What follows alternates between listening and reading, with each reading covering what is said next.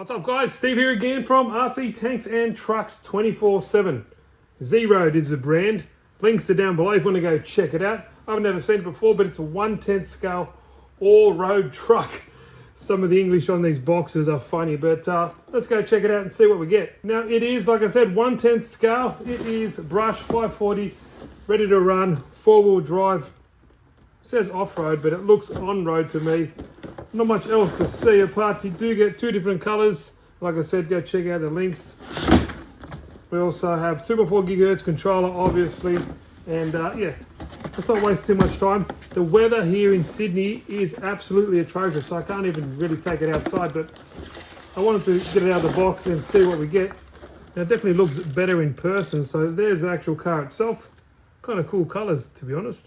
You also do get an 1800 milliamp hour battery at 7.4 volt and your basic, USB charger. But you'll be kicking that to the curb and getting a proper 4-button charger if you're serious enough. Now there is our 2x4 GHz controller. You know what? Don't expect too much, but it is what it is. It does the job, and yeah, it's a pistol grip. It's got your basic throttle and steering weights. That's about it, or trims. Here's the body. Typical Lexan. But the colours do look quite nice. You know, each to their own about the, about the colours. But it looks like the Arrma Infraction. I don't know about you, but I think that's maybe where they've got the inspiration for this body from. But it is what it is. Looks quite nice. Now, the actual chassis itself is kind of reminds me of like a Tamiya. It's got a tub style chassis, or even like even like some of those cheaper Arrmas, to be honest. And what I do like about it, even though it's a quite cheap kit, it's not using Phillips heads, it's actually using hex heads for the hardware at the bottom, which is nice. Now, if we just have a quick look around the car itself, as you can see, it's got a 540 size brush motor. It comes with two 1800 milliamp hour batteries, which is good. Here we have a 50 amp ESC just there. It is what it is. And what it looks like, it's a 2-in-1 setup. So the receiver and the ESC is in one, which, is a bad thing.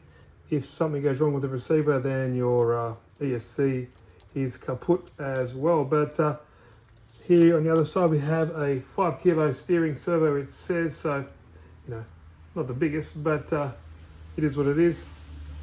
Shocks here, all plastic construction. They're not coilover, they're just the basic style there. They are oil filled at least, which is a good thing.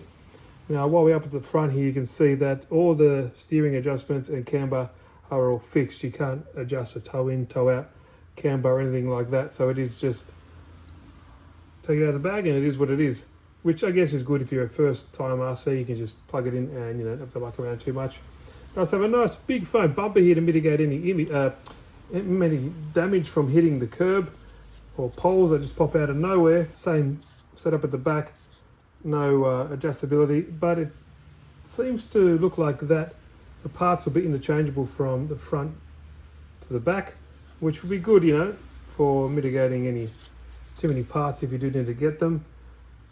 Battery tray is just here, easy setup.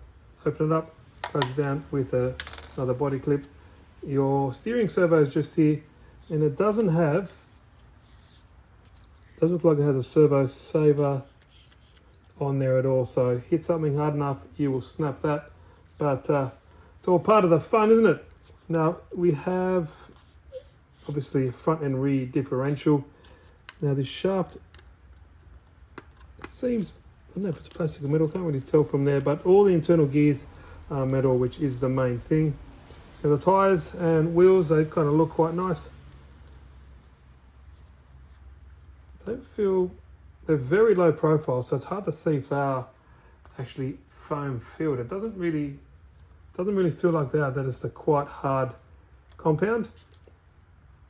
Here is your body post, front and rear, and the height is adjustable, as you can see. So it's got some holes there too. Well, it looks like the front is, at least. Just here, the back I'm not too sure of. Flip it upside down, there we can see our all plastic construction, but plastic's good because it does flex sometimes. Now it does have a juicy rear bumper as well, I'm not too sure if you're going to be sliding into the rear of stuff. Normally it's going to be at the front. That's normally got the fatter bumper, but it's good to have that mitigation there, you know. Better than to have it than not have it, isn't it? But, you know, not too much to say about it. But like I said, if you're interested, links are down below. But what I'll do at least, let's plug it up and just see how it goes inside here. Because in Sydney, like I said, the weather is crap. But they feel like, sorry, the diffs feel like they have got some oil in there, which is good. They don't just spin willy-nilly. They do seem to have some resistance. So it is four-wheel drive. That's a plus. I think the price is decent, but I guess the real proof will be how it drives. But let's get some batteries in here. It requires 4 AA batteries for this. At least it's got 2 batteries for the car, so at least we'd have some juice to see how it performs. Steering servo speed test. Not the fastest. It's 5 kilos, but you know, for a first kit, it might be all right.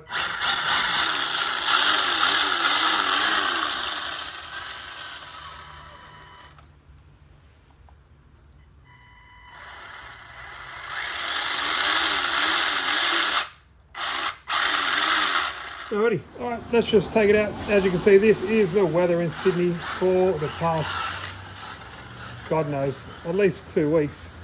It's so bad lately.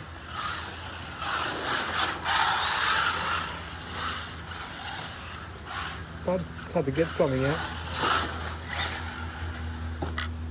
Now, steering circle isn't the best, I can tell you that much. But, well, you can see it's waterproof at least.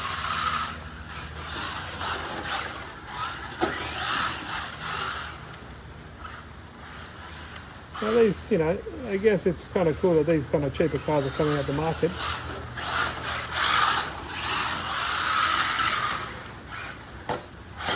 So it's, you know, it's all about parts. It's all about parts, and if parts are available for these things, you know, that's the main thing.